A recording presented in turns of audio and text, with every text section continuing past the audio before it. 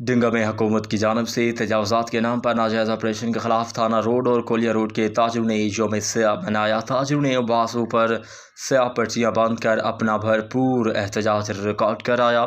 ڈنگا سے ہمارے نمائندے زمان اسلم کی رپورٹ کے مطابق تجاوز آپریشن متاثرین کی نمائندہ کمیٹی کی جانب سے اس عزم کا اظہار کیا گیا کہ مظلوم تاجر و مالکان ہر پل سراپا احتجاج ہے، آئندہ بھی جدوجہد کے لیے پرعزم ہے۔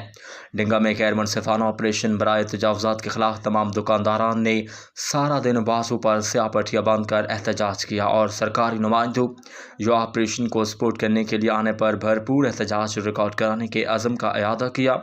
سرکاری نمائندوں کی طرف سے غیر منصفانہ آپریشن کے حق میں دستخطی مہم چلانے کی پرزور مذمت کی۔ کمیٹی کے ممبران نے کہا کہ اس ظلم کے خلاف عدالتوں میں مقدمات لڑنے کے ساتھ ساتھ ہر فورم پر ان کو بے نقاب کریں گے۔ اپنے شہر کے تمام دکانداران اور دکان مالکان کے حق ملکیت کے واپس لینے تک جدوجہد جاری رہے گی۔